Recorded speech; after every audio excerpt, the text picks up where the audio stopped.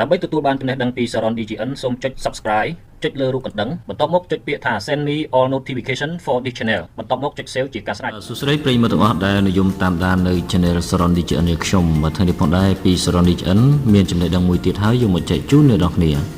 បាទតកតងទៅលើចំណេះដឹងនៅផងដែរបាទគឺជារបៀបបាទបិទ friend request បានន័យថាយើងបិទកុំឲ្យគេ add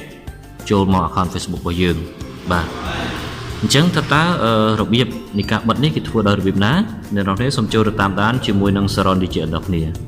អ្នកនរគ្នាសូមចុចទៅលើ Facebook បាទចុចទៅលើកម្មវិធី Facebook មកអូខេ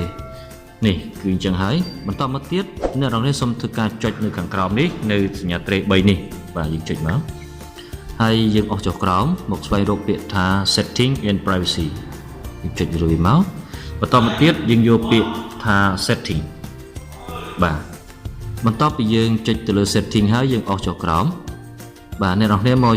ករកកន្លែងពាក្យថា privacy setting កន្លែងសញ្ញារូបកូនសោនេះបាទហើយយើងចុចវាមក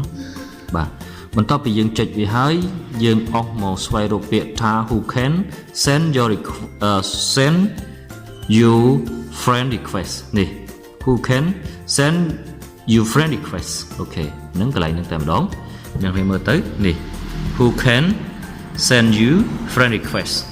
បាទអញ្ចឹងយើងចុចទៅលើវាតែម្ដងបាទកន្លែងហ្នឹងហើយណាបាទ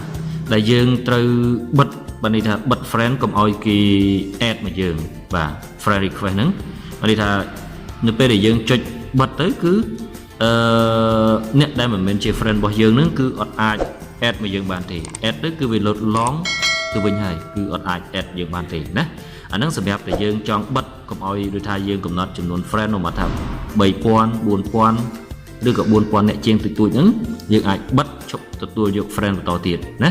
អូខេអញ្ចឹងយើងចូលមកកន្លែងហ្នឹងទៅតាមអ្វីដែលខ្ញុំបានបង្ហាញនេះទៅ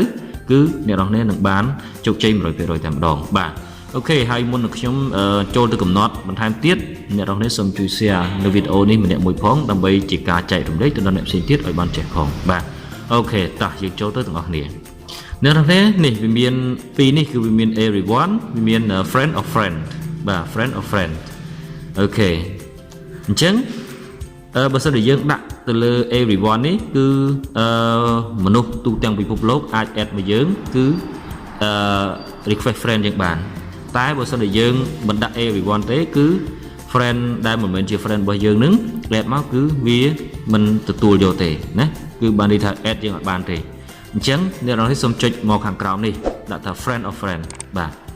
អញ្ចឹងពេលដែលយើងចុច friend of friend នឹងហើយគឺវារួចរាល់ហើយអត់មានអីច្រើនទេណាបាទគឺវារួចរាល់ហើយអញ្ចឹងយើងចុច back ទៅវិញបាទនៅពេលដែលយើងចុច back ទៅវិញគឺនៅពេលដែលគេ add មកគឺវាគឺ Facebook របស់យើងនឹងមិនទទួល friend បន្តទៀតទេបាទអូខេ